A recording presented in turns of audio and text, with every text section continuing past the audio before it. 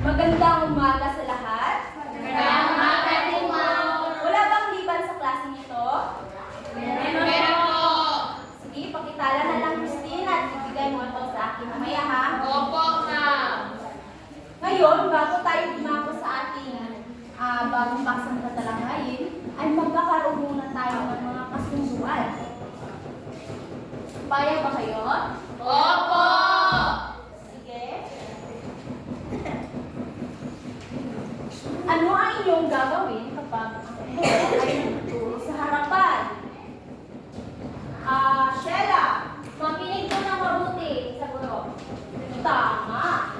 Makinig ng mabuti sa guro upang mas lalo ninyo maunawaan ang ating tatalakayin ngayon. Ano naman ang inyong gagawin kapag gustong sumagot sa guro? Shares, Christine Shares. Itaas lamang ang kanan o kaliwang kamay. Tama. Ano naman ang inyong gagawin kung merong panggatong gawain? Christine Ausan. Makipag-operasyon po. Tama. Pag-operasyon upang madali ninyong matapos ang inyong gagawin.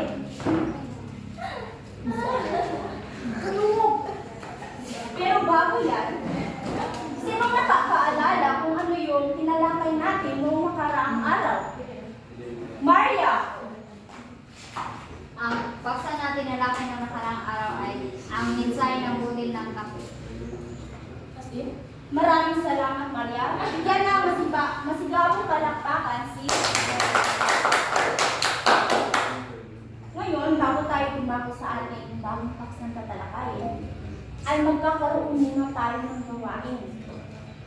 Meron akong inihandang mga larawan dito at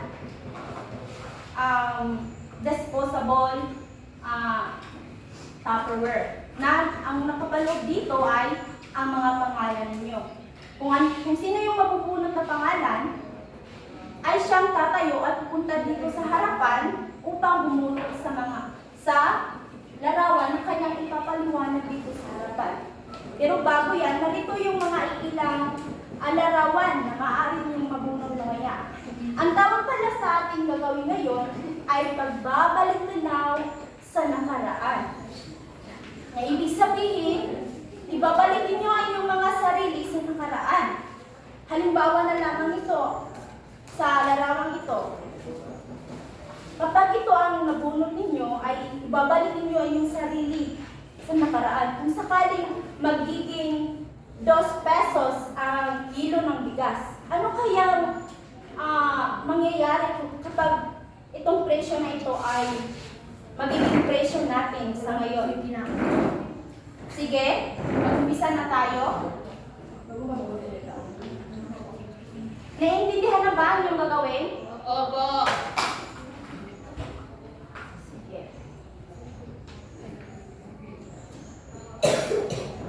Elizabeth Duclaina. Sige na. Simpleng-simple lang. Bumunot ka ng mga larawan dito na nais mong ipaliwanag dito sa harapan sa inyong mga kaklase. Ipapaliwanag mo. Ibabalik mo ang iyong sarili sa nakaraan kung sakaling itong mga larawang ito ang iyong mabubunot.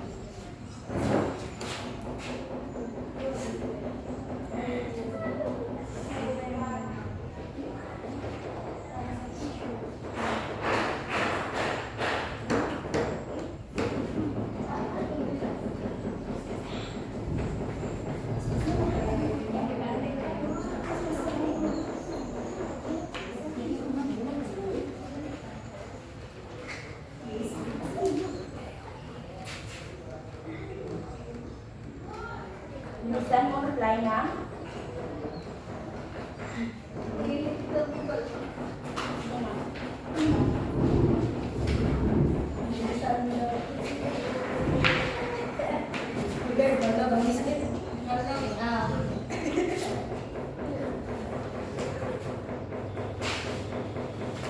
Ang ating napili ay nabunot ay tungkol sa bigas Dating 2 piso? Kada kilo? Or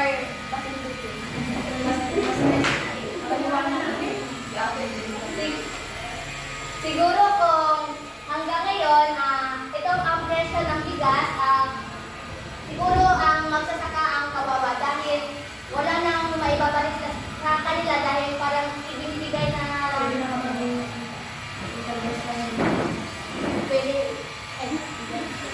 kaya wala ang magsasaka ang magiging lugi dahil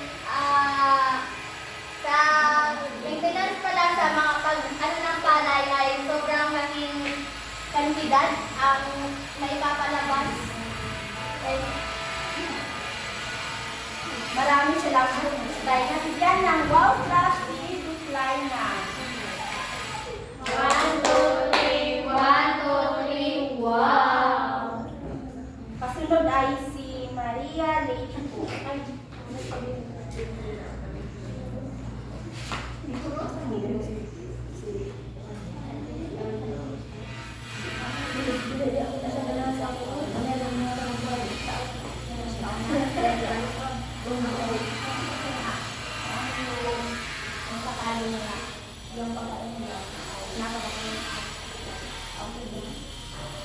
Ang napili ko, ang nabunot na larawan, ito ay ang mga sumagsaring mga junk foods.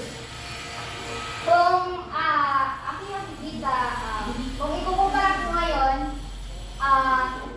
ang rabbit ay sa ngayon meron pa. Pero itong, ano ba ito, lumpia, picnic, almo, hindi, wala na siya ngayon. Hindi na siya, siguro meron pa pero hindi na siya masyadong tinatangkilik ng lahat. At ito rin, ito, ano ba, kasi nga nandunan nyo?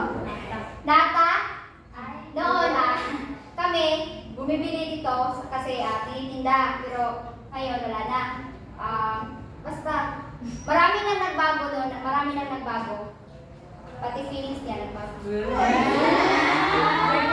Yan ang masigabong malagpas si Lady Hope. Kasunod ay si Mary Joy Patinda.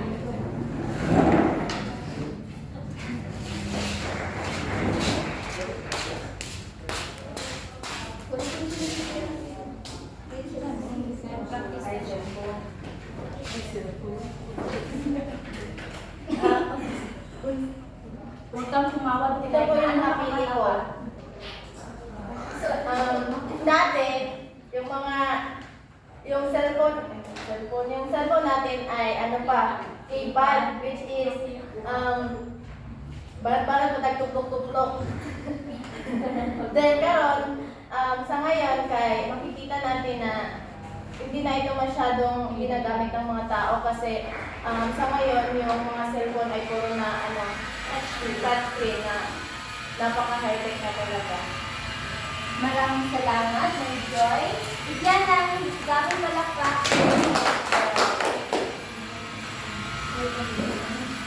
Kasunod ay si Nicole Lintayaw.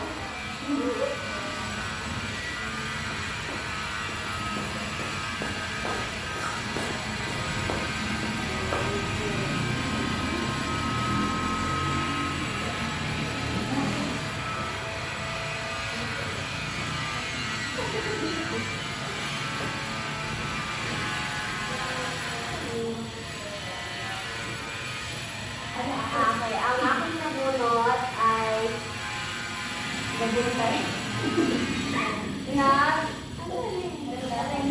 nagtatanim akong bawalik ako sa nakaraan. Hindi ko na-experience yung ganito. Ngunit, sa aking pamilya, talamak yung ganito sa amin, yung lalo na yung lolo at lola ko.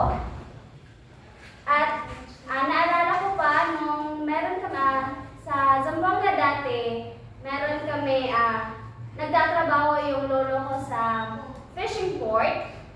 And then may lupa sila doon at kapag nandun yung lolo ko, doon sa may puno ng akasya, may mga tanim doon. Maraming iba't ibang tanim like mais, kamanting. And then yun, kapag naghihintay kami at wala kaming ginagawa, nandun yung lola ko na nagtitrim or nagtatanim ng iba't ibang gulay doon sa lupa namin. Maraming salamat, Nicole. Bigyan ng 10 palakpak si Nicole. 3, 4, 5, 6, 7, 8, 9, 10. Christine Shares. Rating, sige. Continue na.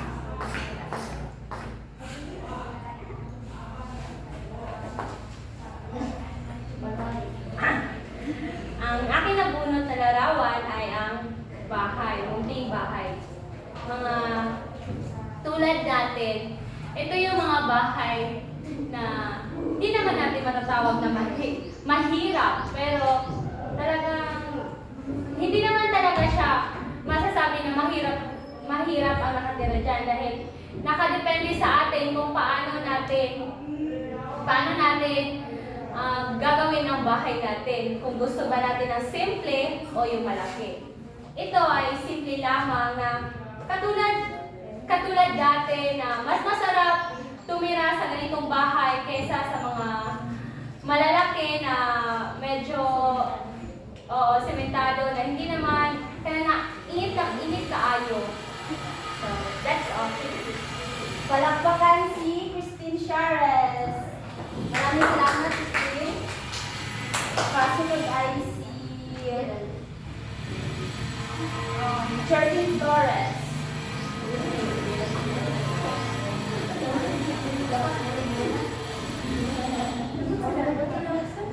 Ay, ang napili kong larawan ay papaliwanag ay yung mga kababaihan na nakasuot ng Filipiniana o kimona. Kung ibabalik ito ngayon, sigurado ako na lalong tataas ang respeto ng mga lalaki sa mga kababaihan sapagkat ngayon kasi ang mga kababaihan ay kinukulang na sa tela yung mga suot.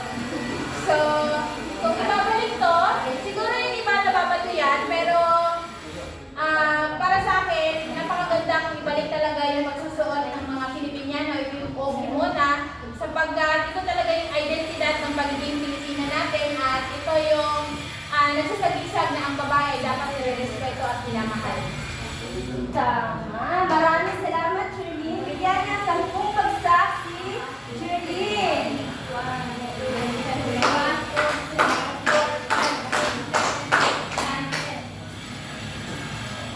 Shella. Caracol.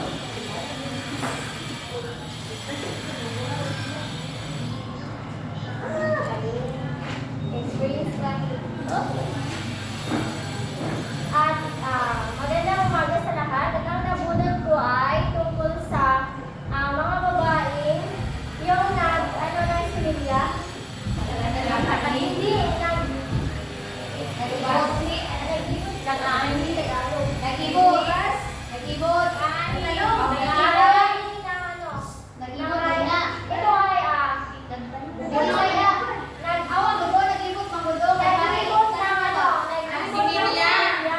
ito ay noon naranasan ko ito dahil sa amin kasi doon sa bukid talaga sa amin doon sa pasakan namin meron kaming ay palayan namin meron kaming si Papa ay meron siyang palayan at doon ito ay una dito ay siya ng binhi at ito kapag tutubo na at pwede na siyang anihin ba yung tawag? Ito ay buuin na pagkatapos ay meron kaming pinapatanim ng palay at gamit itong mga kasi itong buto may tawag isa ka buto. Oo. Ito yung gagamitin ng magtatanim ng palay at doon ay ito ay kanilang Oo, ganun, itatanim. Pagkatapos at ako naman, na-experience ko ito dahil kapag ang nanay ko ay pupunta siya sa aming palayan, ay sasali ako dahil ang saya kayo ang saya kayo maka-experience ng ganito. At yun lamang po. Palakpakan si Sheila. Kasunod guys, si Christine Ausan.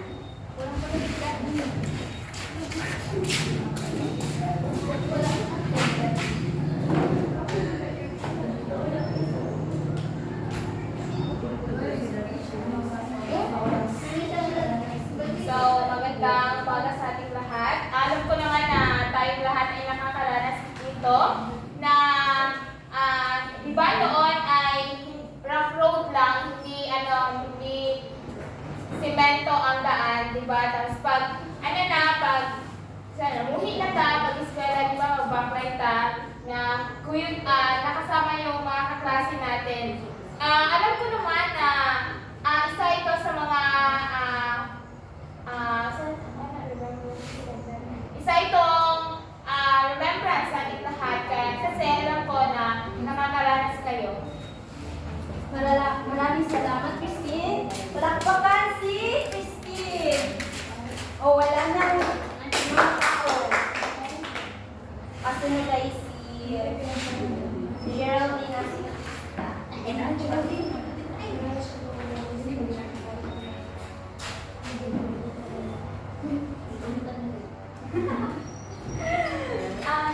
Ang nabulot ko po ay ito. Yung naliligo sa ilog. Sa ilog. Ako mismo nakaranas din ako or experience ko po maliligo sa ilog. So, kamukha po ito, experience po ito. So, kasi nung mga bata, kasi nung una is mahilig sila maglaro, maligo. Maskin sa ulan, maligo, ganito sila. Pero karon, makita natin na ang mga bata kasi mas ganahan na lang sila magbundog balay, tapos mag-cellphone, mas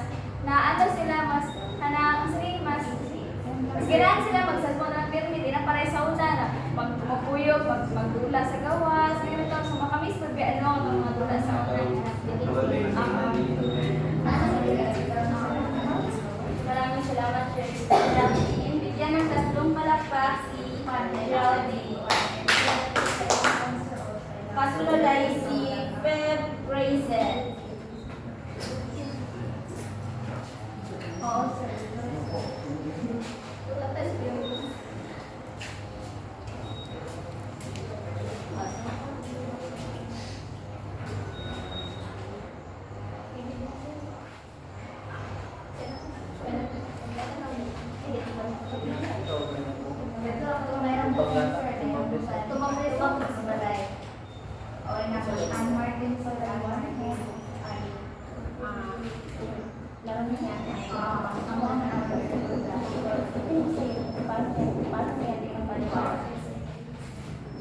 Itong larong ito, ang tumbang preso ay siguro naman pamilyar tayo nito lahat kasi siguro na-experience din itong laruin.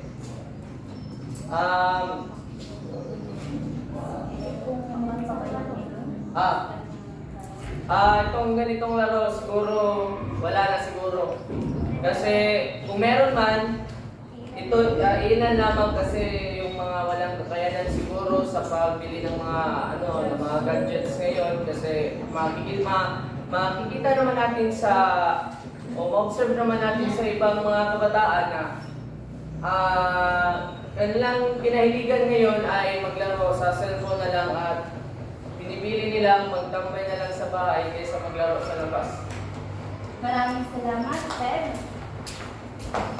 Palakpakan ninyo ang inyong mga sarili dahil ang inyong ginawa kanina ay siyang kahanga-hanga. Hindi ba makasarap balikan yung mga panahong mga bata pa tayo, ay sarap maligo sa ilog na malinaw, ay sarap maghabulan ng mga kaibigan habang umuulan.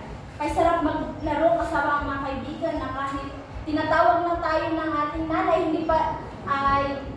hindi tayo umuwi kaagad kasi mas pinipili pa natin na maglaro na lamang. Meron ba kayong napapansin ngayon sa panahon ito na kapag tinawag na ni nanay ang kanyang anak, hindi na yung nagmamaktol kasi inutusan, nagmamaktol siya, hindi kagaya nung dati na yung mga bata ay takot na takot kapag tinawag sila ng kanilang mga magulang. Kaya kung gayon, ang ginawa nyo kanina ay merong kinalaman sa ating tatalakayin ngayon. Ano kaya ito?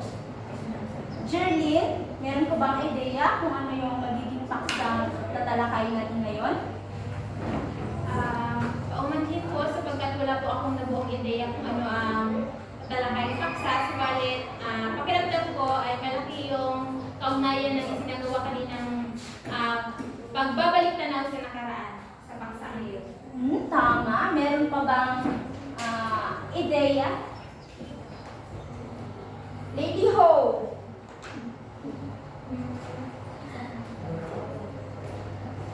Para po sa akin, ito ay base sa gawain na inyong iniatas mo ay tungkol sa paglalarawan ng isang bagay.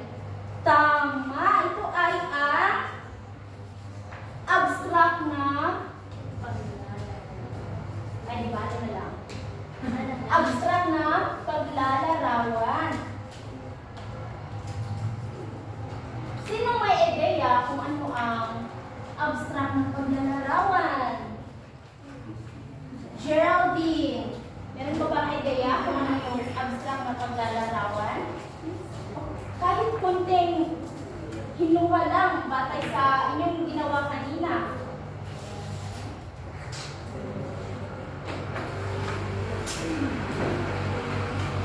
Sa tingin ko po, ang abstract na paglalarawan po, ito po yung paglalarawan sa isang bagay o di kaya isang tao or pangyayari sa ating based upon experience. So, number one, babalik pa lang. Maraming salamat. Geraldine, meron kang opinion? Lakpakan si Geraldine. Ngayon, malalaman natin kung ano talagang abstract ng paglalarawan at ano ang ugnayan nito sa atin ngayon. Paki Basa, Christine Shares. Ang paglalarawan ay isang uri ng diskurso na ang layunin ay makita sa imahinasyon at isip ng magbabasa o tagapakinig ang anyo at katangian ng tao, bagay, hayop at pangyayari. Nagpapagalaw at nagpapakilos ng mga buni-buni, imahinasyon at nagpatatawag ng paningin at pansin ng mga magbabasa. Maraming salamat, Christine. Ang abstract na paglalarawan pala ay nakakapukaw ng guni-guni ng isang tao kagaya na lamang ng ginawa niyo kanina. Hindi ba yung larawan na inyong nabunot ay naranasan niyo na ito dati? Hindi ba? Yes. Ang abstract na paglalarawan ay meron pala itong 4 na katangian. Pakibasa, Sheila? Mga katangian ng isang mahusay na paglarawan. Ito ay may 4 na katangian. Una, may tiyak at kawili-wiling paksa. Pangalawa, gumagamit ng wasto at angkop na pananalita. Pangatlo, malinaw na pagbuo sa mga larawang nais ipakita. At pang-apat naman, isa na alang-alang ang pagpili ng sariling pananaw sa paglalarawan. Maraming salamat, Sheila. Ang 4 na katangian ito ay huwag niyong kakalimutan dahil ay nakakatulong ito sa paggawa ng sarili ninyong kwento balang araw. Ang abstract ng paglalarawan ay meron 2 uri. Una ay ang karaniwang maglalarawan at pangalawa ito ay masining na paglalarawan. Pakibasa, Maria, ang karaniwang paglalarawan at ang halimbawa nito. Karaniwang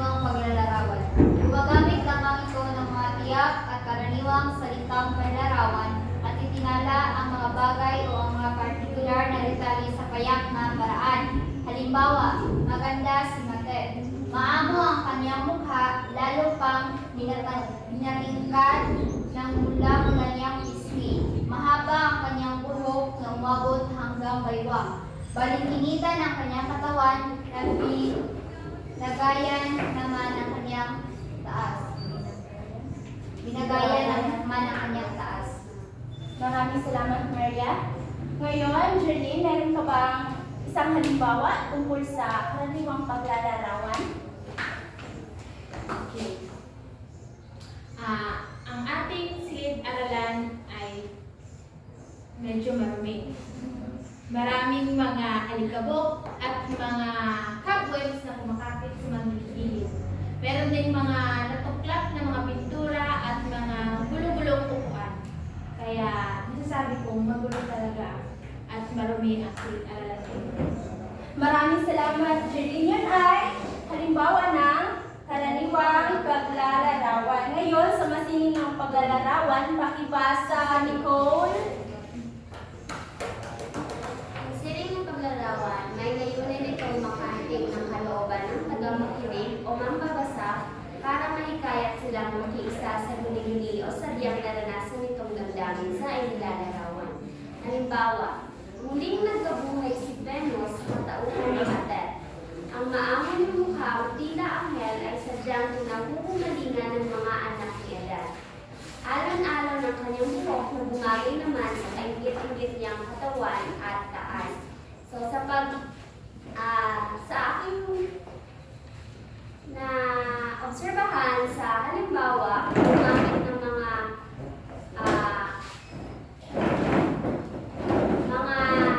tayutay sa paglalahad, sa paglalarawan at mga matatalinhagang salita. Maraming salamat, Nicole. Ngayon, JP Mark, meron ka bang ideya o isang halimbawa tungkol sa masining ng paglalarawan?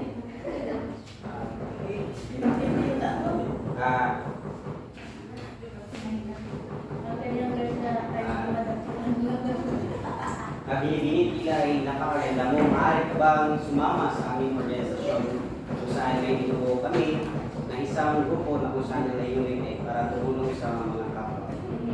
Maraming salamat, JP. Yun ay masining na paglalarawan. Paglalarawan na kung saan hindi mo kaagad maiintindihan ang sinasabi ng sino? Sinasabi ng isa salita. Sapagkat ito ay masining, kagaya na lamang ng mga balak, hindi ba? Uso yun sa panahon natin, sa panahon ng ating mga lolo at lola, mga nanay at tatay. So, ang balak ay isa rin sa masining na paglalarawan. Ngayon, naiintindihan na ba ang karaniwang paglalarawan at masining na paglalarawan? Opo. Bakit ang tamlay-tamlay? Naiintindihan na ba? Naiintindihan na po. Kung gayon ay magkakaroon tayo ng gawain.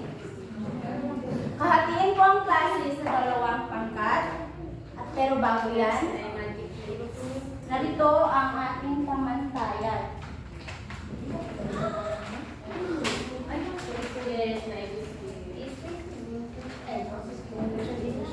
Magsimula ang bilangan mula kay Maria.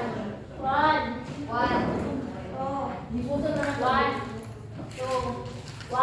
2, 1, 2. Feb, Nicole, makipag-operasyon kayo? Dito ang unang pangkat at ang pangalawang pangkat. Pero bago yan, basahin muna ang pamantayan para meron kayong gabay sa inyong gagawin. Lahat pakipasa. Lubhang Lubhang. Kasabayan. mahusay na ng lahat ang relevo ng tauhan. Maayos puntos. Maayos na lahat ang relevo ng tauhan. Sa buong puntos. Hindi gaano na ilahat ang relevo ng tauhan. Limang puntos.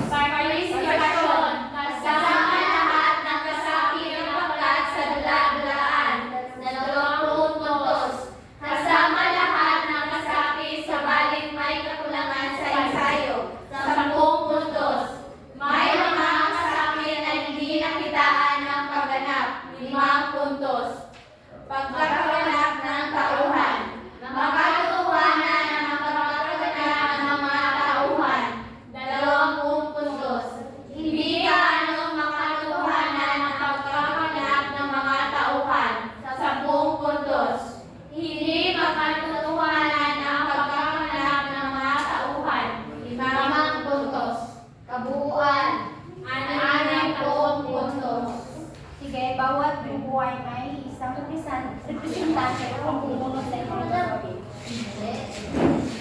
Tandaan, meron lamang kayong 5 minuto upang paghandaan ng inyong gagawin. Ang oras niyo ay simula na.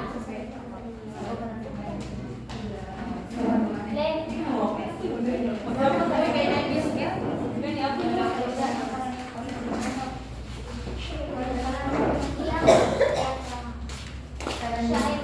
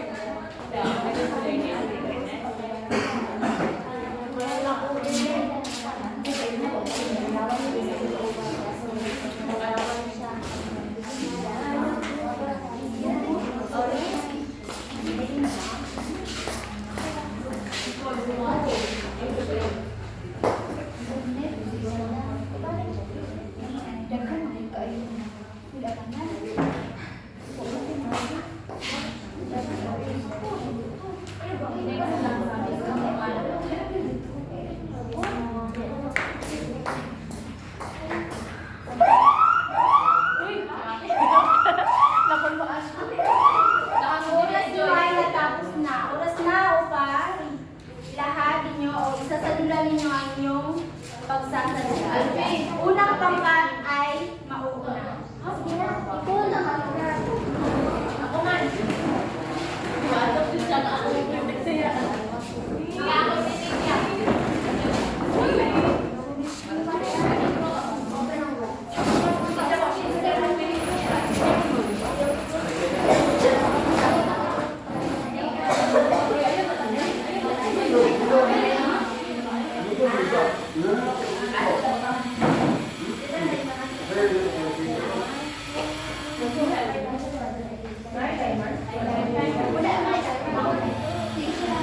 Guys, balita ko meron na tayo na mo. Sino na? Si ano daw yun? Sino ba yun? Sino yung dad? Si Ma'am Nico daw yun. Ay, gaganda niya. Mabait daw yun. Oo nga, sabi nila. Sabi mo, hindi mo kilala. Oo, sinabi niya. Tapos, ang sabi niya, maganda daw. Gano'n natin yun, gano'n natin sure. Ano na yan? Hindi yan. Anong pagbulaan ang nangyayari dito? Siya ba? So, okay. Magandang umaga sa lahat. Magandang umaga din po, ma'am. Ang tatalakayin natin sa araw na ito ay tungkol sa paglalaro at uri ng paglalarawan. Ngunit, bibigyan person natin ngayon ay ang karaniwang paglalarawan. Halimbawa, ano ba ang karaniwang paglalarawan? Pwede nyo ba ngayon? Ang karaniwang paglalarawan po ito po ay ang paglalarawan gamit ang mga tiyak o karaniwang tama. Tiyak o mga payak na pangungusap. Halimbawa, yung mga nakikita ninyong pisikal, maaari ninyong sabihin iyon. Halimbawa, si Shala ay may balintinitang katawan. Oh, di ba? Kita nyo? Yung physical niya, kitang-kita at tama, totoo, tiyak yon. Okay, ganyan naman, kayo naman ang bibigay ng halimbawa. Sige, unahin natin si Christine. Si Maria ay maganda. Ay, tama. Sige, Maria. Ikaw naman. Si Nicole ay maganda. Si Ma'am Nicole ay maganda, mabait, at matangkad. Hey, tama. Very good. Mary Joy. Si Christine ay masayahin. Tama. Tingnan niyo naman, di ba? Tawang-tawa siya. At, ulit, Sheila. Si Mary Joy ay, palagi siyang, tahimik. Totoo ba? Palagi bang tahimik si Mary Joy? Okay. So, yun yung mga halimbawa ng karaniwang paglalahad. At bukas, nais ko ihanda niyo yung sarili sapagkat magkakaroon tayo ng maikling pagsusulit. At dyan na, nagtatapos ang ating talakayan sa araw na ito. Paalam na mga mag-aaral. Paalam na Ma'am Nicole. Okay, natin Maraming salamat. Unang bangkat. Bigyan ng Aling Denisha Club ang unang bangkat. Very good, very good, very good. Pangalawang bangkat.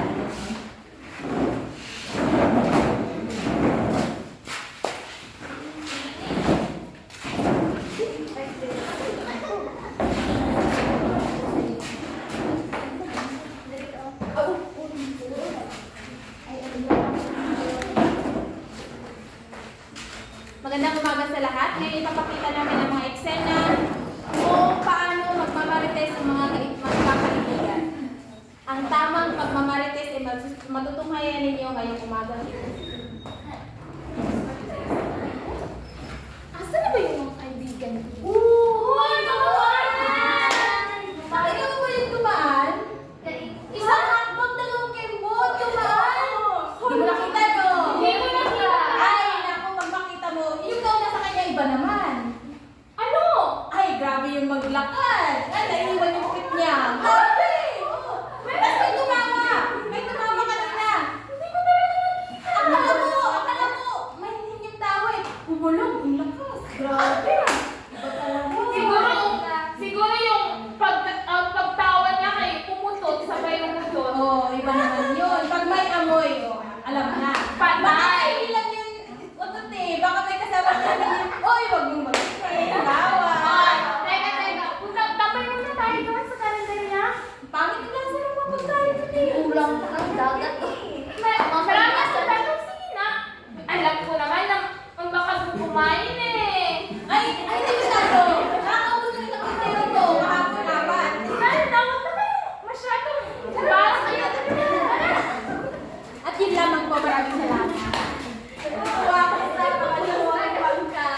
Ngayon, bigyan ng Walang dagat na.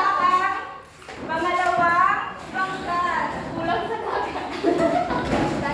Ako yung mas na natutuwa sa inyong pinapamalas kanina na meron kayong gantimpala mula sa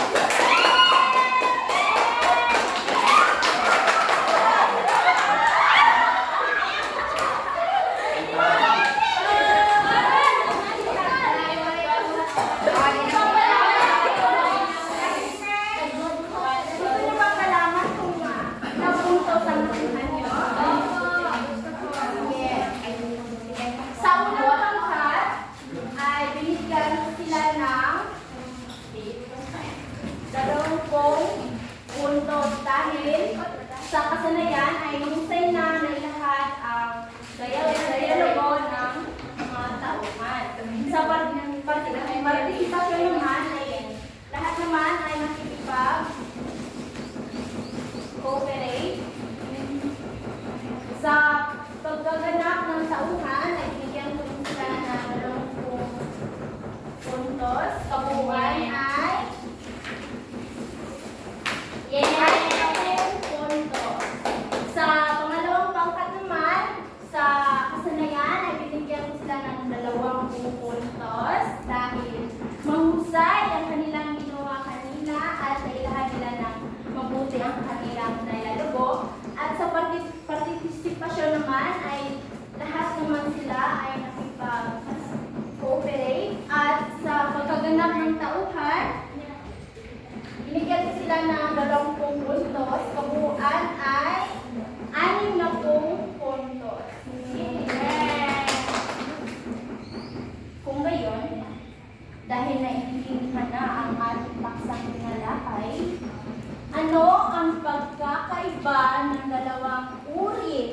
ang abstract na paglalarawan.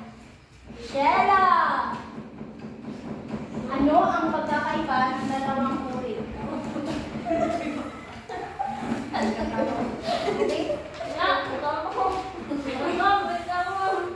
Sige, ilo lang muna yung kinakain mo. Liho!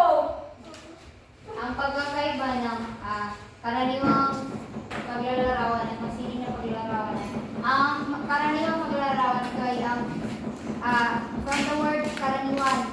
Ito ay kaya at simple lamang ang ginamit ng mga paglalarawan. Samantala sa masining ito ay ginagamitan ng mga matalikhaga at mga tayutay upang maging masining ang isang kwento, isang paglalarawan ng isang bagay.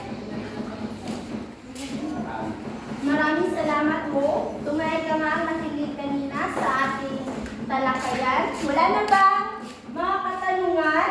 Wala na po. Kung gayon, dahil wala ng katanungan, halima po tayo sa pagtataya. Kumuha lamang ang isang kapat na papel at sagutan ang mga katanungan.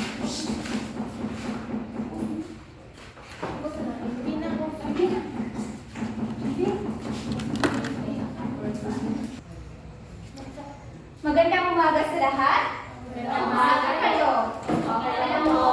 Lahat po ba ay nasa maayos na kalagayan? Opo. Ngayon ay pakitala na lamang kung may liban, credit, at pagkatapos ay ibigay mo sa akin mamaya ang lista ng liban sa pagkatapos ng ating klase. Bago po tayo magsimula ngayon sa ating talakayan, ay mayroon muna tayong mga kasunduan. Ngayon, ano ang inyong gagawin kapag may nagtuturo dito sa harapan? Christine? Makinig po ng mabuti. Magaling? Palakpakan niyo si Christine! Ano naman ang inyong gagawin kapag ninanais niyo sumagot sa tanong ng guro? Krisha? Itaas ang kamay.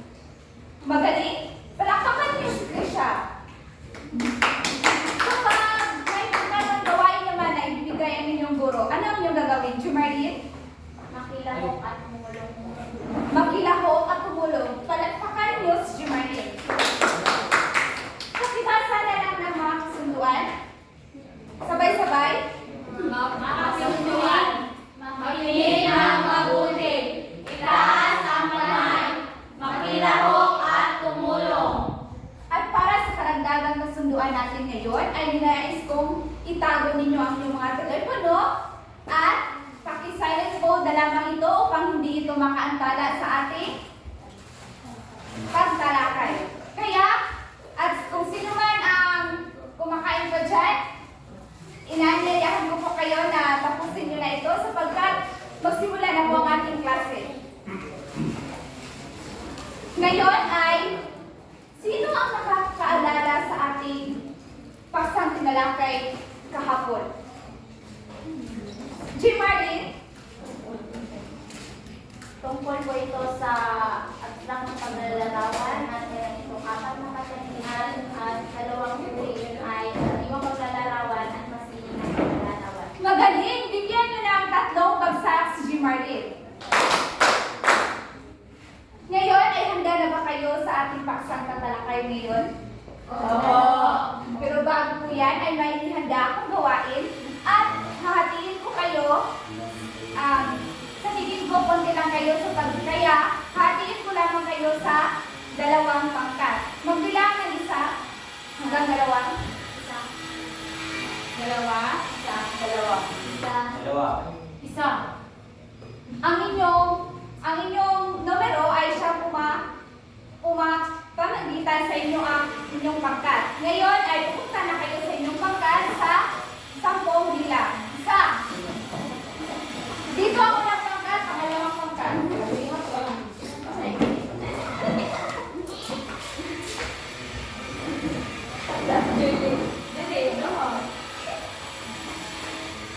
Ngayon, ang gagawin natin ay sinama kita, isulat mo ako.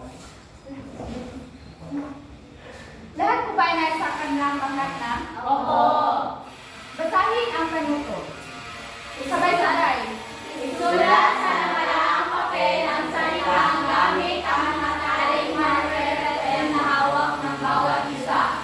Kaya kinakailangan na maikooperasyon ng isa't isa upang maisulat ng itong mo at ibigay ito sa pagsara. Ngayon ay may 2 minuto lamang kayo para gawin ang inyong gawain. Naunawaan ba ang panuto?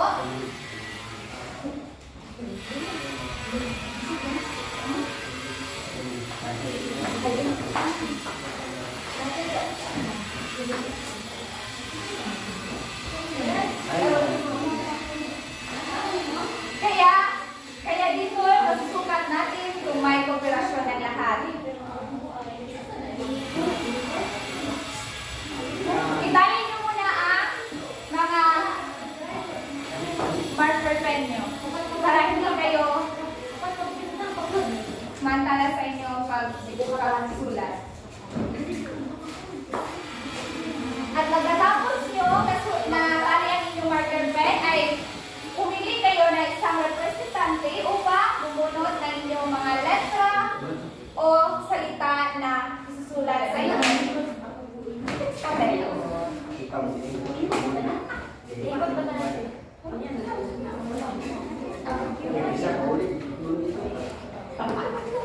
Teka lang.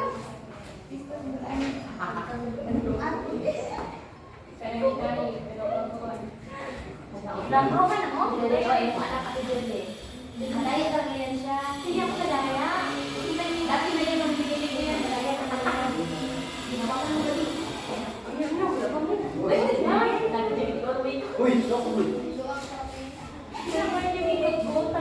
Bilisan nyo sapagkat ang oras ay magsisimula na.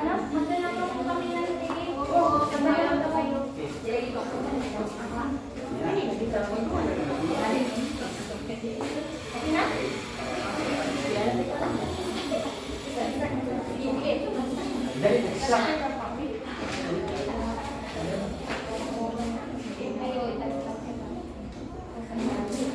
Saglit lang. Magsabay-sabay kayo. Kapag magsimula na ang oras, ay sisimulan nyo na rin ang inyong gawain. 1, 2, 3, magsimula na.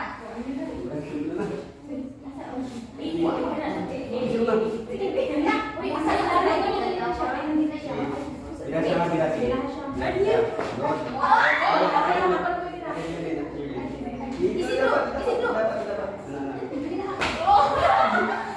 At pagkatapos nyo nasulat ay idikit nyo sa pizarra ninyo. Wala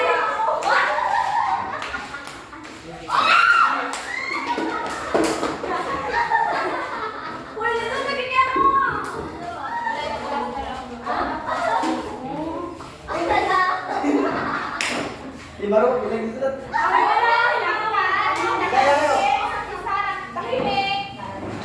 Ang unang pangkat na nakadikit sa pizarra ay ang unang pangkat. Palakpakan niyo sila. Ngayon, nasisiyahan pa kayo sa inyong ginawa?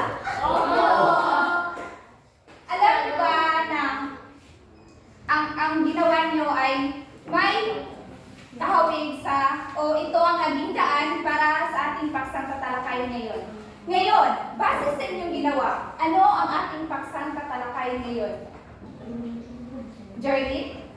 Ang pagsasatalakayin po natin ngayon ay patungkol sa mga elemento o elemento ng salita. Magaling! Bigyan mo na masigawang palakpak si Jordan. Kaya ang paksang tatalakayin natin ngayon ay ang elemento ng sanaysay. Pero bago po tayo dadako dyan ay aalam din natin kung ano ang sanaysay. Sapagkat palagi lamang tayong sumusulat ng sanaysay at hindi natin alam kung ano ang mga elemento nito. Ngayon, sino ang makapagsabi kung ano ang sanaysay? Sariling ideya lamang po. Journey? Ang sanaysay sa akademikong itong sulatin kung saan ay ito yung sinusulat ng may akda, yung kanyang guni-guni o sariling opinion tungkol sa mga issue o mga bagay-bagay at meron itong panimula, gitna at wakas at sinusuportahan ito ng napakaraming detalye o impormasyon. Magaling! Bigyan niyo ng 5 bagsak si Jerlyn. Kaya ang sanaysay ay basahin niyo ng sabay-sabay. Ang sanaysay ay isang uri ng kalitan na naisulat sa anyong tuluyan na kaliwang kumangsa tungkol sa mga kaisipan at mga bagay-bagay na sadyang pinapupunutan ng aral at talinong mga magbabasa. Naunawaan niyo ba kung ano ang kinakahulugan ng sanaysay? So ito ang sanaysay ay siyang mga guni-guni o isang komposisyon na manunulat na kung saan ay naglalahad ng isang opinyon batay sa isang paksa o mga isyu na pangyayari sa ating lipunan. Ngayon, sino ang nakaalam sa mga elemento ng sanaysay? Sapagkat palagi tayong sumusulat ng sanaysay sa sinasabi ko, sapagkat hindi natin alam kung ano ang mga elemento. Di ba? Ngayon, sino ang makapagsabi kung ano ang elemento ng sanaysay? May alam mo ba? Batay sa inyong ginawa kanina.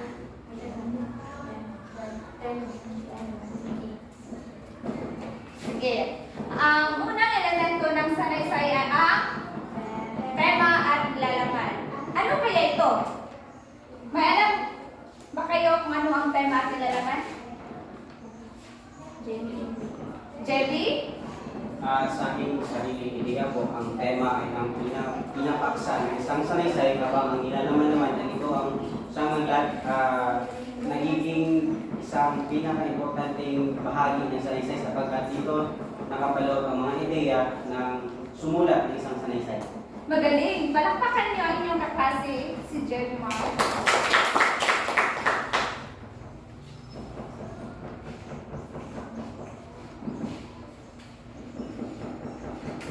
So, ang tema at nilalaman ay siyang tinuturing na paksa dahil sa layunin nito at kaisipang ibinabahagi.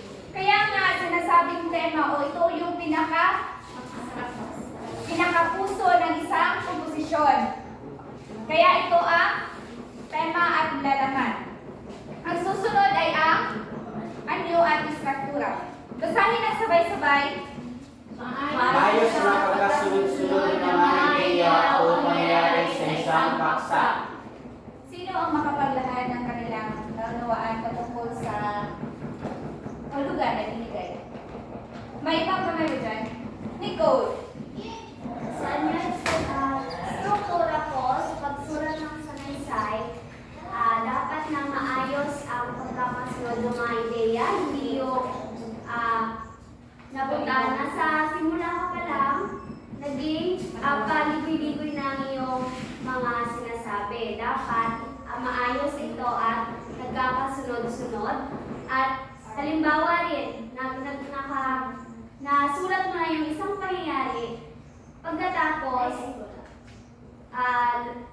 lumipat ka sa ibang pangyayari na naman, hindi mo pa na ipaliwanag ng maayos yung naunang pangyayari. Magaling, palakpakan niyo si Nicole.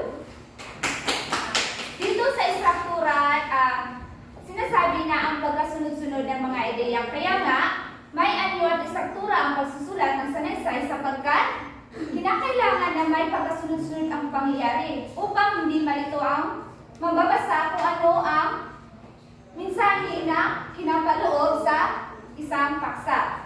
Ngayon, ang susunod ay ang kaisipan. Sinong bumasa? Elizabeth, basahin mo. Kaisipan, mga ideyang nabanggit na kaugnay o malinaw sa May ideya ka ba tungkol sa iyong binasa? Wala? Sino ang may ideya sa kaisipan? Geraldine, may ideya ka? Para lamang po ang kooperasyon. Sapagkat nakikita natin na ilan lamang po ang nagpatas na kamay. Kaya, Sa aking pong pagkakaindik, patungkol sa kaisipan. Ito po ang nagbibigay diin sa tema o sa isang paksa na nabubuo ng isang komposisyon. Salamat, Geraldine. Bigyan niyo ng 2 bagsak si Geraldine. Dito sa kaisipan, ito yung mga ideyang nabanggit, nakaugnay sa palinaw sa tema. Ito yung mga karagdagang ideya na kung saan ay ipinapaliwanag kung ano ang tema at nilalaman ng paksa upang mas maunawaan ng mabuti ng mga mambabasa. Ngayon ay dito naman tayo sa pang-4 na elemento, ay ang wika at estilo. Basahin ng sabay-sabay. Nakapekto ito sa pag-unawa ng mambabasa ang higit na gumamit ng simple, natural at tapat na mga pakayag. Sino ang may ideya? Jerry? Para sa pagsulat ng isang sanaysay ay kinakailangan natin tandaan ang pagsulat ng simple, natural at tatapat sapagkat isa to sa mga halimbawa upang maintindihan ng mas maayos ang sanaysay. Kasi pag gumamit din ng mga malalim ng mga salita ay nabibigyan ng kalituhan ng mga o hindi mas naunawaan ng isang mababasa ng isang sanaysay. Kagaya naman, pwede ka naman gumamit pero ng mga malalim salita pero hindi sa isang sanaysay. Kasi ang sanaysay kasi ay isa sa mga pinaka-tema nito ay mga ng mensahe o puro-puro ng isang manita. Magaling, bigyan niyo ng wawawin clap si JP. Alam niyo ba yun? Hindi po. So, ganito yun. Sige. 1, 2, 3, 1, 2, 3, wawawin. Sige, sabay-sabay. 1, 2, 3, 1, 2, 3, wawawin. So, ngayon ay ang wika estilo. Ito ay yung paggamit ng mga salita na kung saan ay simple. Alangan naman na sumula tayo doon ng mga naka-Kastila o di ba? Dapat yung pagsusulat natin ng sanaysay ay nakabase sa estilo ng mga magbabasa na kung ano ang patutunguhan ng isang mensahe o komposisyon upang hindi maging maligoy sa paglalahad ng isang paksa. Ngayon ay sa panghuli, himig. Ano ba itong himig? Ito ba yung musika? Damdamin. Damdamin. So, himig. Sino nga rin bumasa?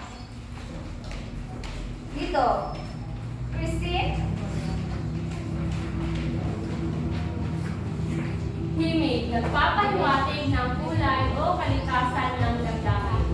Sa tingin ko po, ang himig ay tungkol po ito sa emosyon kung paano maisusulat ng isang manunulat ang sanaysay kung ano ang kanilang nararamdaman tungkol sa isyong kanyang ginawa. Magaling si Christine, palakpakan niyo siya. Kaya ang himig ay ito yung emosyon ng kung ano ang ipinapahiwatig ng manunulat. Hindi naman yung nagsusulat ka ng pagdadalamhati niya. Yung nilalaman ng paksa ay yung katawa-katawa. Kaya kinakailangan sa pagsusulat ng sanaysay ay mayroong himig o damdamin na tumuhin ang isang manunulat. At yun lamang po ang 5 elemento ng sanaysay. Naunawan niyo ba ang paksang ating tinalakay ngayon? Opo. Kung naunawan niyo ay may handa na naman akong isang gawain upang masukat ang inyong mga kaalaman at kakayahan. Halina't gumawa. Ngayon, yung pangkat niyo kanina ay yun lamang po ang pangkat ninyo.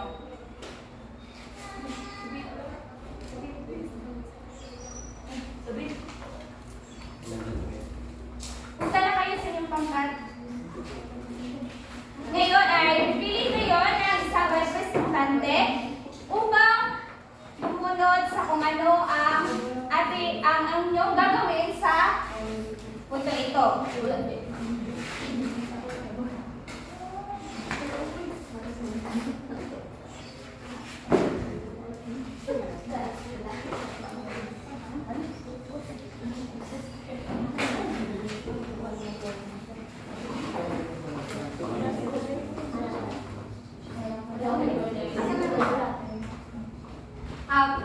Bago po kayo tuloy sa inyong gagawin ay basahin niyo muna ang pamantayan.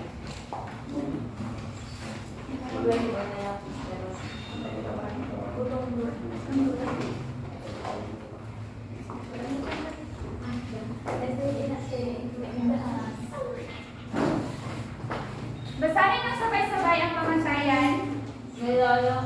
Nilalaman na ipapaliwanag at naipapakita ang lahat ng dapat tumuhin ng gawain. 5 puntos. Naipakita ang lahat na dapat na nilalaman, subalit kinulang sa pagpapaliwanag. 3 puntos. Di gaanong nakita ang nararapat na nilalaman ng gawain at hindi rin ito naipapaliwanag. 1 puntos. Kaisahan ng pangkat. Lubos na ipamalas ang kaisahan ng bawat miyembro ng pangkat sa pagbuo ng gawain. 5 puntos. Nagmalas ng kaisahan ng bawat miyembro ng pangkat. 3 puntos. Di gaanong nagmamalas ng kaisahan ng bawat miyembro ng pangkat. 10 puntos. Presentasyon. Naging maayos, maliwanag at mahalaga ang kabuuang presentasyon. 5 puntos. Maayos ang presentasyon, subalit kulang sa mahalagang datos. 3 puntos. Di gaanong maayos ang presentasyon at kulang ang mga datos. 1 puntos. Takdang oras. Natapos ang gawain bago ang itinakdang oras. 5 puntos. Natapos ang gawain sa eksaktong oras na itinakda. 3 puntos. Hindi natapos ang gawain sa takdang oras. 10 puntos. Kabuuan, 2 puntos.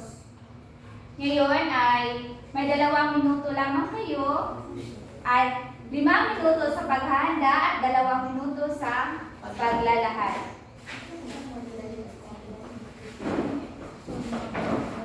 Ang oras nyo ay magsisimula na.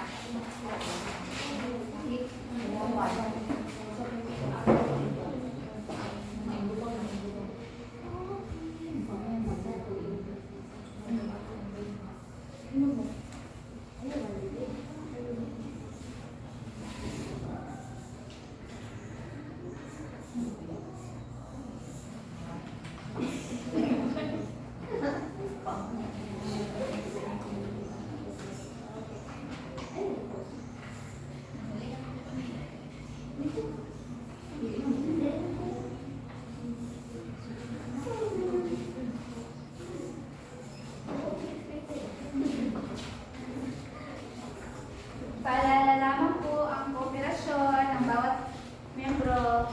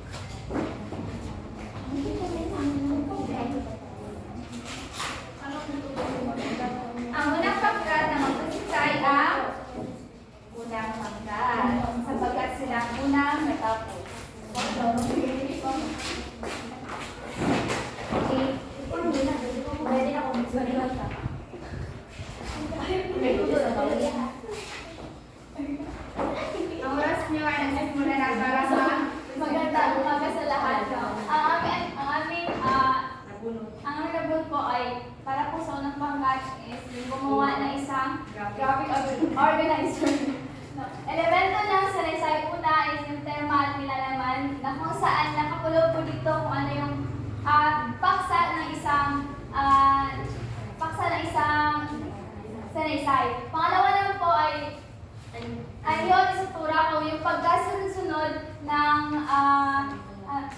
ideya ng isang sanaysay. Sunod naman ang wika at estilo, yung paggamit ng mga salita sa paggawa ng sanaysay. Hindi naman kasi pwedeng English yung gamitin tapos yung or Kastila pa yung gagamitin. Dapat kung ano yung dapat aangkop siya sa mga ng kaisipan, yung pagbibigay diin o linaw ng tema sa isang paksa at yung himig, yung pagbibigay emosyon sa damdamin ng isang Palakpakan ninyo yung kaklase.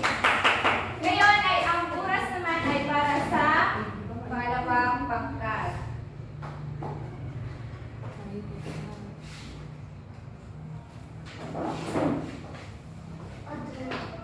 Simulan na. Ang pangalawang pangkat ay kailangan bumuo ng poster tungkol sa kahirapan.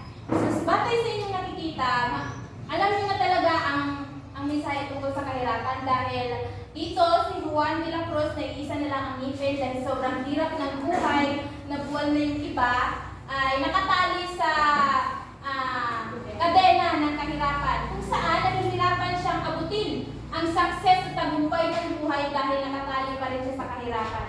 At pansin nyo ay kinulayan namin ito ng dilaw dahil gusto namin ang rin sa kulay na ginagamit ng ating pagturo sa araw na ito. Yun lamang po, maraming salamat. Bigyan ng dalawang bagsak ang pangalawang pangkat.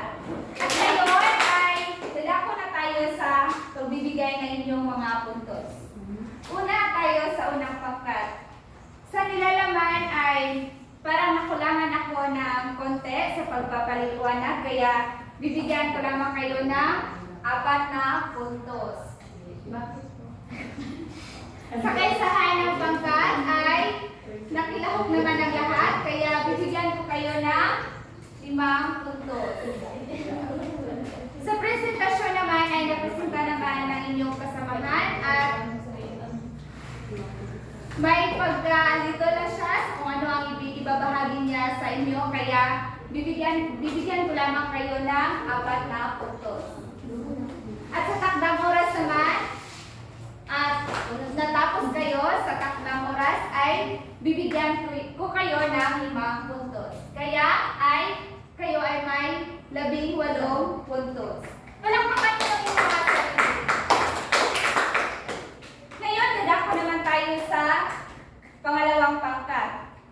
Sa nilalaman ay talagang naisulat na naguhit nila kung ano ay pinapahiwatig ng nilalaman ng sanaysay, kaya bibigyan ko sila ng 5 puntos. Kaisahan ng pangkat at nakita ko na hindi lahat na nakipag-kooperasyon, kaya bibigyan ko sila ng 4 na puntos.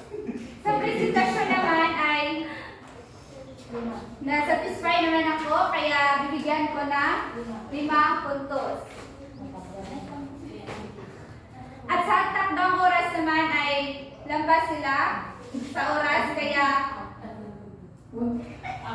bibigyan ko lamang sila ng 3 puntos.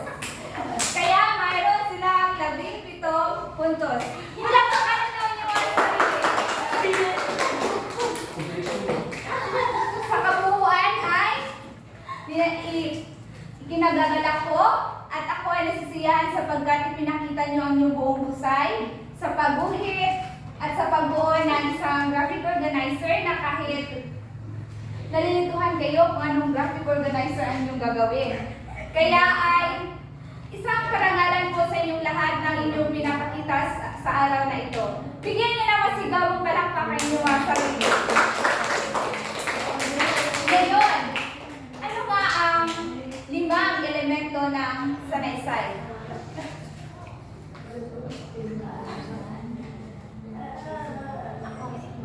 Shares? Ang 5 elemento ng sanaysay ay anyo at nilalaman, tema at nilalaman, anyo at istruktura, wika at estilo, kaisipan at himig. Magaling pinakpakan niyo si Sharon sapagkat naalala niya ang 5 elemento ng saraysay. Kayo bang lahat nakalala ba kayo sa 5 elemento ng saraysay? Oo. Sabay-sabay nga. Una. Tema, Anyanan, Anyo, Istruktura, Wika, Estilo, Kaisipan, Himig. Yun lang po ang 5 elemento ng saraysay. Bakit ba kinakailangan taglayin ang elemento ng saraysay sa pagsusulat ng isang saraysay? Jerry? Kailangan taglay talaga na ang 5 elemento sa pagsulat ng sanaysay upang matagumpay mong maisulat at maibahagi ang nais na kaisipan na gusto mong mabasa ng iyong mga supporters o magbabasa. Dahil kapag wala po or may kulang sa mga elemento na iyan, ay magiging maligoy at hindi magiging epektibo ang mga punto na nais mong iparating sa iyong mga magbabasa. Binigyan niyo ng barangay clubs for Jerlyn sapagkat nagkawalan niya. Ngayon, may katanungan pa ba kayo sa ating paksang tinalakay ngayon? Wala na po. Kung wala na po kayong mga katanungan, ay kumuha kayo ng isang kapat na papel at sagutan ang mga sumusunod. Yay!